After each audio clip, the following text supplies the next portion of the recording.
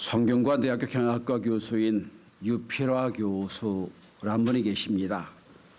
이분이 성공적인 기업을 연구하고 여러 강의를 하면서 연구한 내용을 책을 써냈습니다. 그 책 제목이 무엇을 버릴 것인가 라는 제목의 책입니다. 무엇을 버릴 것인가. 성공적인 기업을 연구하다 보니 그 CEO들이 한결같은 특징이 있는데 그 특징은 무엇을 할 것인가를 결정하는 사람이 아니고 무엇을 하지 말아야 될 것을 결정하는 것이었다라고 결론을 내립니다. 한마디로 초점을 명확하게 하라라는 뜻입니다. 유필화 교수는 계속 말합니다. 그는 인문고전과 역사에서 찾은 리더십의 원칙을 한마디로 명쾌하게 이렇게 표현합니다. 사람만 남기고 모두 버려라. 이 결론입니다. 사람만 남기고 모두 버려라.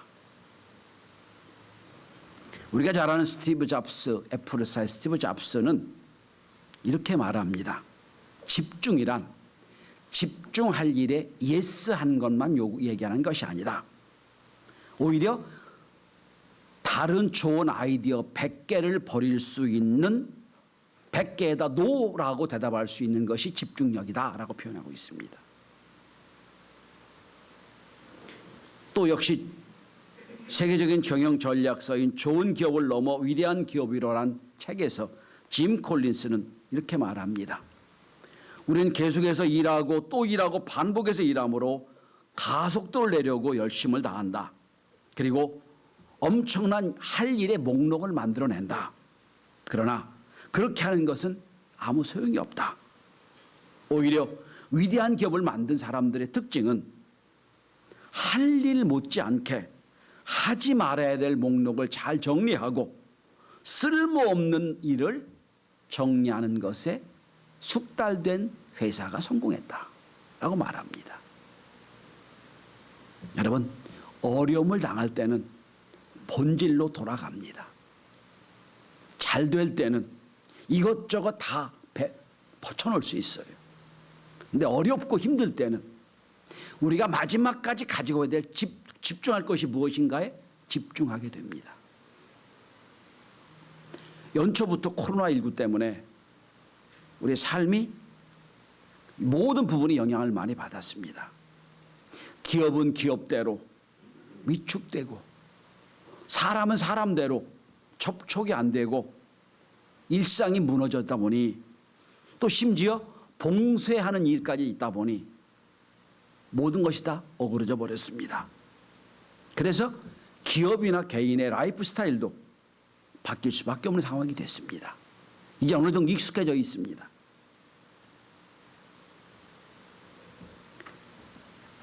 예를 들어 여행의 마지막 소위 하이엔드 여행은 크루즈 여행입니다. 큰 배를 타고 세계 각지를 여행하는 크루즈 여행. 이게 항공 여행 다음 단계인데 크루즈 여행이 최고 비싸고 좋은 여행이었는데 어느 날 코로나19에 전염병이 원상이 돼버려서 지금 아무도 크루즈 여행을 가지 않습니다. 완전히 바꿔버렸어요. 한마디로 코로나19의 위기 상황은 우리가 가지고 있는 가치와 우리가 가지고 있는 기준을 변화하기를 요구하고 있습니다. 이 가을에 우리가 끝까지 붙잡아야 될 우리의 가치가 무엇일까요? 성경을 캐논이라고 말합니다. 기준 혹은 자란 뜻입니다. 자, 기준. 그래서 우리가 헝클어져 어려울 때마다 성경의 기준을 가지고 다시 한번 우리의 기준을 잡아야 됩니다. 정신없이 달려왔습니다. 그리고 지금 어디로 가는지 방향을 알지 못할 때는 나침반을 꺼내서 N극을 찾아야 됩니다.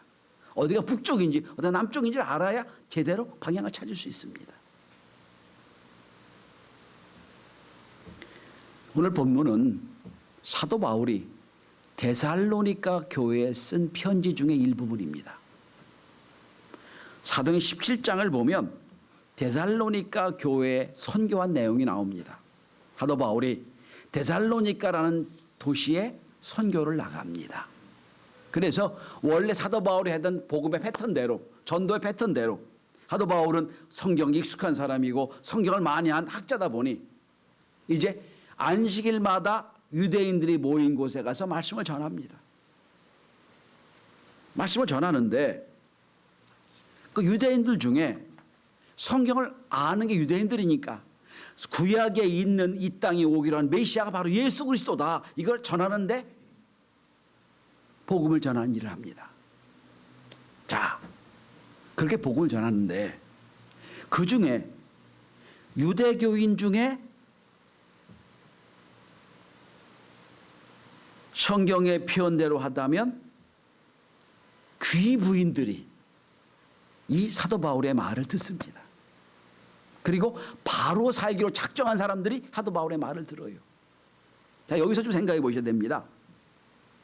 자, 당시 성경이 쓰여 있는 시대는 로마 말기 시대입니다. 로마 말기는 모든 게 다 타락해서 문명이 바뀔 때입니다. 그러니까 자기가 지금 이 이방인인데 이 데살로니가 지역에 사는 귀부인이고 나 좀 나름대로 신중한 사람인데 내가 이방인이야. 그런데 이 문화 가운데서는 내가 내 자녀들 키우기 어려워. 이 문화 가운데 내가 살기가 너무나도 어려워. 그래서 그들이 이방인이지만 유대교로 개종을 했습니다. 왜? 유대교는 철저하게 구별된 종교니까. 그런데 유대교를 믿고 있는데 유대교를 믿고 있는데 사도 바울이 와가지고 유대교 중에 메시아가 예수 그리스도다. 그러니까 유대교에서 다시 기독교로 개종을 합니다. 여러분, 지금도 유대교는 예수를 믿지 않아요. 예수는 선지자 중에 하나로만 믿어요. 구세주를 안 믿습니다. 아직도 유대교는 메시아가 이 땅에 오는 거로 믿고 있는 게 유대교예요. 근데 그러다 보니 이제 3주간의 데살로니가 지역에서 복음 전했는데 3주 동안 귀부인들이 경건하게 살자는 분들이 다 사도 바울을 모이기 시작합니다.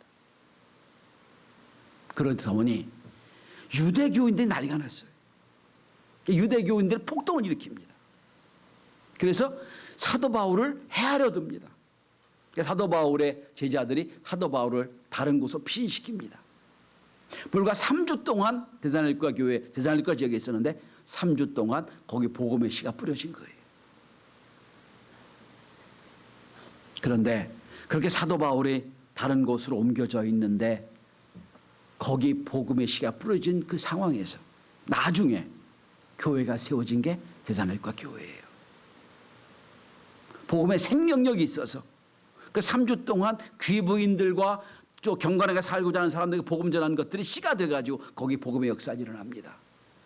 그리고 나중에 뒤에 들려온 소식은 여러분 오늘 본문 데살로니가전서 1장을 한번 보시기 바랍니다. 그 데살로니가 교회가 자생적으로 성장한 교회가 됐는데 얼마나 놀라운 은혜가 있었는지 데살로니가전서 1장 3절, 2장 2절입니다. 1장 3절입니다. 너희 믿음의 역사와 사랑의 수고와 우리 주 예수 그리스도에 대한 소망의 인내를 주 우리 하나님 아버지 앞에 끊임없이 기억함이니. 데살로니가 교회가 특징적인 교회가 됩니다. 사랑의 수고가 있어요. 또 여러분 소망의 인내가 있고요. 믿음의 역사가 있는 교회가 됐어요.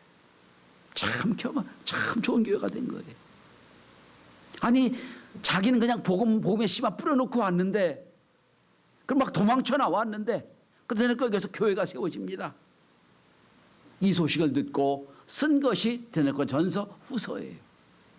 그러니까 오늘 본문은 그 데살로니가 교회가 이 자생적으로 교회가 잘 성장해서 사랑의 수고와 은혜가 있는 걸 기억하고 데살로니가 교회에게 쓴 편지입니다.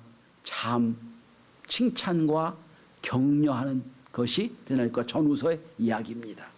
그 중에 오늘 본문에 여러분 오늘 본문에 19절, 18, 20절에 보면 사도 바울이 너무너무 귀하게 여깁니다. 너희들은 나의 기쁨이다. 나의 면류관이다. 아주 극찬을 합니다. 그게 오늘 본문의 이야기예요. 그런데 자, 이렇게 쫓기듯이 3주 또 3주만 있다가 도망쳐 나온 데살로니가 교회가 부흥하고 자생적으로 교회가 성장한 말을 듣고 사도 바울이 다시 데살로니가 교회에 가서 그들을 위로하고 그들의 믿음을 견고하게 하고 싶었어요. 근데 오늘 본문을 보십시오. 18절을 보면 여러 번 갈 기회를 얻었지만 다 막힙니다. 사탄이 막았다고 돼 있어요. 더 이상 못 가요. 그래서 데살로니가 교회를 다시 못 가고 로마에 가 순교를 하는 것이 사도 바울의 인생입니다. 그 상황에서 오늘 사도 바울은 데살로니가 교회 성도들의 오늘 본문의 18절, 19절, 20절은 마지막까지 데살로니가 교회 성도들에게 이것은 꼭 지켜달라. 이렇게 이것이 열매다라고 하는 본문의 이야기가 나옵니다. 마치 코로나19라는 전대미문의 상황을 맞이해서 무언가 하려고 해도 막히고 무언가 가고 싶어도 막히고 어쩔 수 없는 상황에서 사도 바울이 끝까지 붙잡아야 될 신앙의 가치를 오늘 본문에 말씀하고 있는 겁니다. 저는 어렵고 힘든 중에도 데살로니가 교회가 부흥하고 잘 세워지는 걸 보고 사도 바울이 마지막까지 붙잡아야 될 가치가 무엇일까요? 오늘 우리가 코로나19 시대를 맞이해서 다 흐트러지고 다 무너지고 어려웠지만 마지막까지 붙잡아야 될 우리 가치가 무엇일까요? 첫째로 오늘 우리 시대는 우리 인생의 마지막을 생각할 수 있어야 됩니다. 오늘 본문을 주목해 보십시오. 19절입니다. 그가 강림하실 때에 우리 주 예수 앞에 너희가 아니냐. 마지막 점검해야 되는 우리의 시간관입니다. 우리의 시간관. 인생을 나그네 길이라고 그러죠. 나그네란 무슨 얘기입니까? 지금 이 시간이 지금 여기 사는 것이 지금 내가 하는 것이 영원치 않다는 거예요. 돌아갈 곳이 있다는 겁니다. 돌아갈 집이 있고 돌아갈 시간이 있다는 거예요. 그게 나그네예요. 인생을 나그네 길이라고 그러잖아요. 우리의 인생의 최종 목적지가 어디입니까? 우리가 최종적으로 가야 될 시간은 어디입니까? 오늘 본문의 이야기로 하면 하나님 앞입니다. 주님 재림하실 날이에요. 그 시간을 맞춰가는 거예요. 우린 디데이가 있으시나 우리 인생의 디데이가 뭡니까? 그가 재림하시는 날. 주 앞에 서는 날 가는 거예요.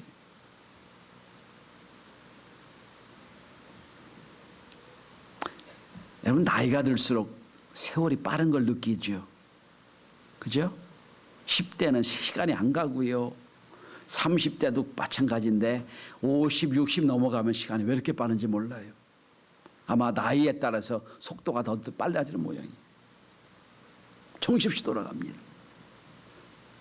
자, 언제 올해도 50일만 되면 우리 2020년 종착지를 맞이하듯이 언젠간 저와 여러분도 종착지를 맞이하게 될 겁니다. 그게 어디예요? 주님 앞에 가는 날이에요. 오늘 본문에 이렇게 말합니다. 우리 주와 예수 앞에서. 우리 주 예수 앞에서. 신앙인은 날마다 마지막 시간을 카운트하며 사는 사람들입니다. 주님 만나는 날 내 모습이 어떨까? 주님 만나는 그 시간 내가 어떻게 평가받을까? 이걸 생각하며 사는 사람들이 신앙인이에요. 저도 지난주 이런 말씀드렸죠. 베드로 후서의 3장의 말씀을 통하여 주님 나타나실 때에 흠도 없고 티도 없이 평안 가운데 나타난다고 말씀드렸죠. 주님 나타나시는 날, 주님이 재림하시는 그날, 우리가 주 앞에 서는 날 심판이 두려워 떠는 게 아니라 평안이 주 앞에 나타나기 원한다고 말씀드렸어요. 오늘 도무로 똑같은 말씀입니다. 그리고 베드로전서 4장 8절 이하를 보면 만물이 마지막에 가까웠으니 라고 표현하고 있습니다. 성도 여러분, 시간이 많으면 이것도 저것도 할 수 있어요. 그리고 여유도 있을 거예요. 근데 종착점이 가까웠어요. 그러면 정리해야 됩니다. 이제 내일 시간이 가까웠으면 막 정리해야 돼요. 그리고 단순해져야 됩니다. 2020년 11월 15일을 사는 저와 여러분들이 2020년 올해 마지막이 50일 남았듯이 우리 인생의 마지막도 카운트하며 복잡하다는 걸 다 정리하고 단순하게 하나님 만난 날 준비하는 저와 여러분이 될 수 있기를 바랍니다. 다시 한번 말씀드립니다. 그가 강림하실 때에 예수 그리스도 앞에서 시간관을 분명히 해야 됩니다. 두 번째입니다. 우리가 이 어려울 때에 오늘 사도 바울이 가고자 하지만 가지 못하고 있을 때 데살로니가 교회에게 주는 두 번째 메시지, 가치가 무엇일까요? 그거는 우리가 맺어야 될 신앙의 열매를 확인하는 겁니다. 우리가 맺어야 될 신앙의 열매가 무엇인지를 확인하는 겁니다. 한국 교회는 지금까지 자랑할 게 많았어요. 큰 교회를 자랑했어요. 한때는 80년대는 세계 10대 교회 중에 큰 교회 중에 6개가 한국 교회였습니다. 큰 교회를 자랑했어요. 교회 크게 짓는 게 자랑이었습니다. 우리 교회는 몇 석이다 이게 자랑이었어요. 더불어 우리 교회 재정은 얼마다 이게 자랑이었어요. 그리고 더불어 우리 교회 장차관이 몇 명 온다가 자랑이었습니다. 자랑할 만했어요. 그리고 성도들도 큰 교회 다니는 게 자랑이었습니다. 우리 교회에 엄청나게 재산이 있다. 이게 자랑이었어요. 근데 코로나19는 우리에게 모든 걸 바꿔버렸습니다. 예를 들어드리겠습니다. 큰 교회, 체육관처럼 지은 교회가 여의도 순복음 교회지요. 어느 날 영상 예배팀 50명밖에 모이지 말아라. 딱 공문이 내려옵니다. 그 큰 공간에 의미가 없어져 버렸어요.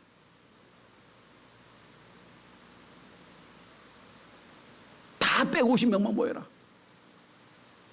완전히 우리의 생각을 변화시키는 새로운 가치관이 생겼어요. 너희 교회 중에 30%만 모여라. 이게 지금 오늘 우리에게 주어진 조건들이에요. 그러니까 공간이 큰 교회, 많이 돈이 많은 교회, 이게 중요하지 않다는 거 이제 완전 뒤바꿔 버렸어요.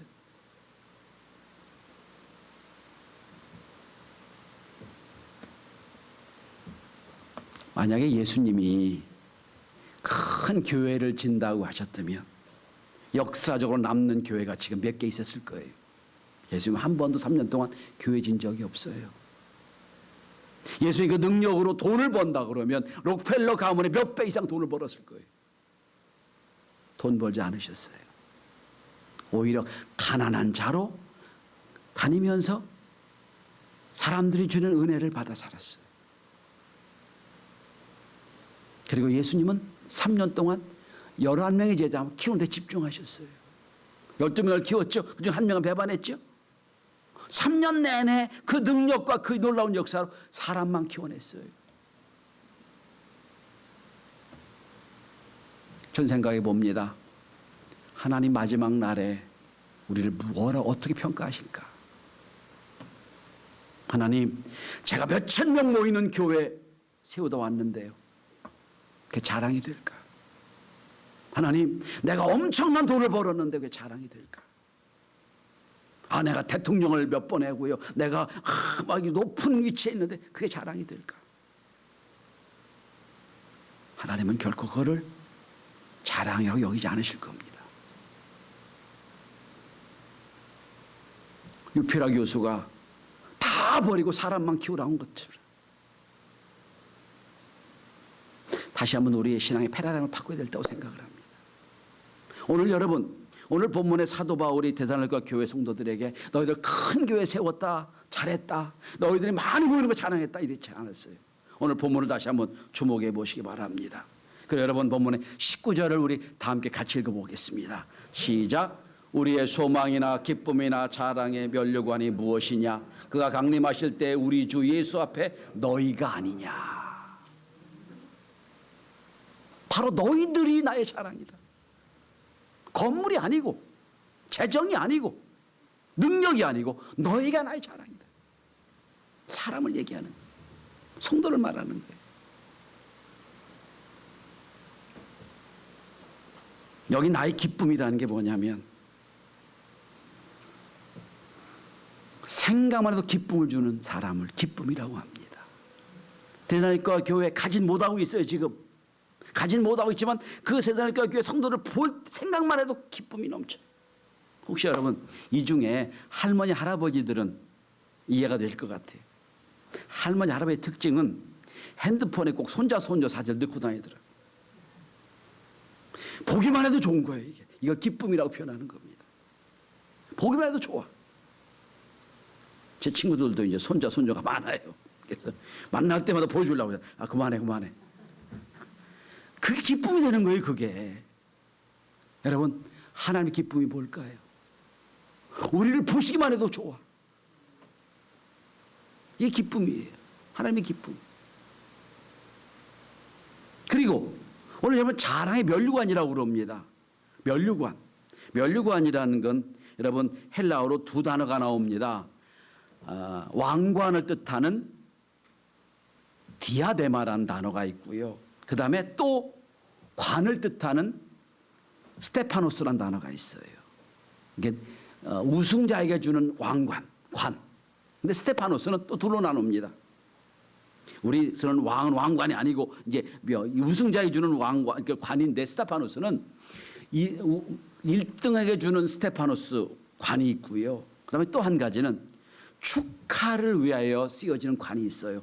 우리식으로 말하면 왜 그 호스트에게 꽃장식 해주는 이런 거 생각하시면 될 것 같아요. 너희는 나에게 꽃장식이다. 자랑거리다 표현하는 거예요. 자랑거리다. 큰 꽃을 꽂혀주고 좀 높여주는 것, 이게 면류관이에요. 사도 바울이 빌립보서 4장에서 똑같은 표현을 하고 있습니다. 그러므로 나의 사랑하고 사모하는 형제들, 나의 기쁨이요 면류관에 사랑하는 자들아, 나의 기쁨의 면류관이라고 표현하고 있어요. 성도 여러분, 사도 바울도 일평생 교회 진 적이 없어요. 그죠? 교회를 진 적이 없고요. 그리고 일평생 많은 돈을 번 적도 없어요. 그죠? 그런데 사도 바울은 지금도 영원히 꺼지지 않는 복음의 역사를 이룬 사람이 됩니다.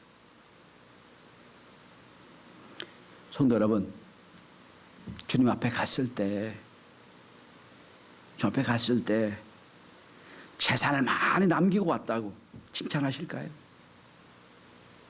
주 앞에 갔을 때 내가 대통령처럼 높은 위치에 권위를 갖고 왔다고 하나님 인정하실까요?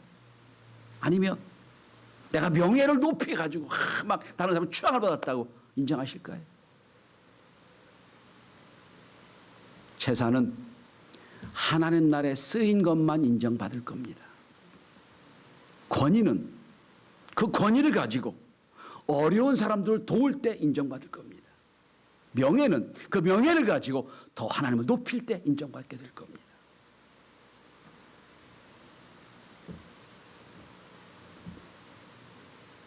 제가 목회하면서 올해를 정리하며 이렇게 생각해 봅니다. 어렵고 힘든 코로나를 지내왔는데 하나님 앞에 2020년도 목회 어떻게 하고 왔냐 그러시면 내가 뭐라고 대답할까? 저는 여러분들이 하나님 앞에 갔을 때 이렇게 대답하면 그게 참 영광이라고 생각합니다. 하나님, 좋은 목회자를 만나서 제 신앙이 이렇게 성장해 왔습니다 라고 할 수 있다면, 하나님이 여러분을 보시고 너 참 신앙이 잘 익었구나, 그래 누구를 만나 이렇게 신앙이 잘 자랐냐 할 수 있다면, 이것이 저가 여러분에게 받을 수 있는 최고의 은혜, 축복이라고 생각합니다. 또는 저도 여러분에게 여러분 볼 때마다 기쁨이 있고 여러분 볼 때마다 신앙이 자라서 참 잘 자라는 거 보면 은혜가 있어. 내가 목회 보람이 될 수 있는가? 오늘 본문의 제목처럼 나의 기쁨에다 면류가 될 수 있는가? 이거라면 전 목회를 서로 영적 윈윈이라고 생각하거든요.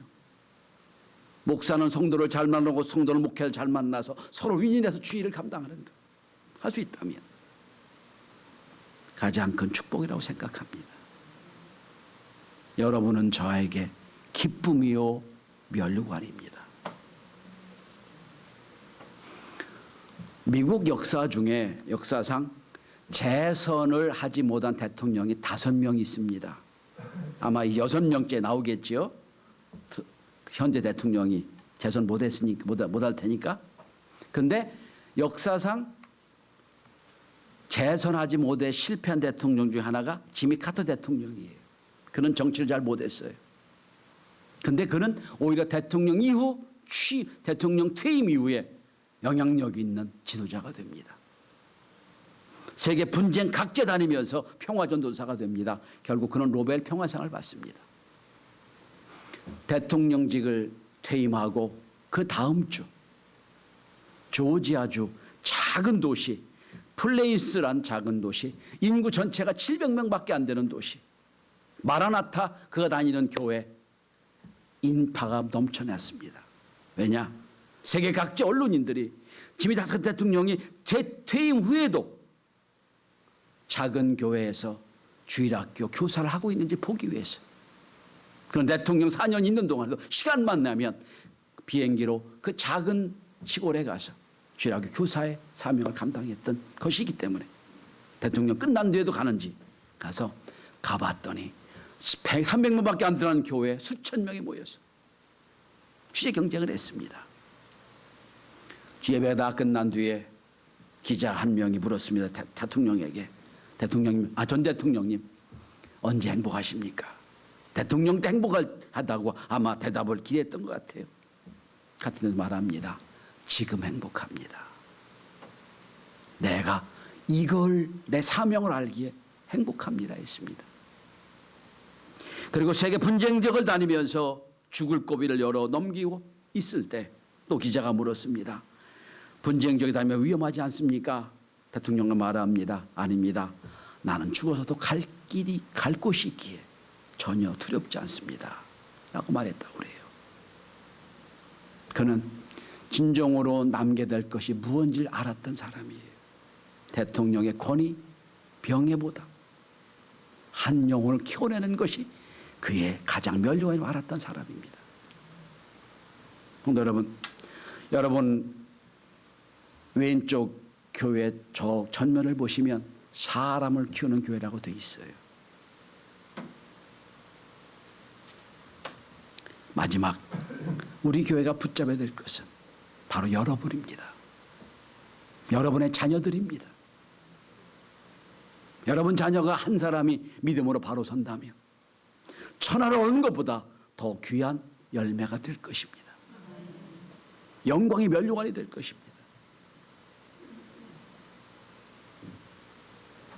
전 지난주에 자라나라는 말씀을 드렸습니다. 자라나라. 이것으면 좋겠다.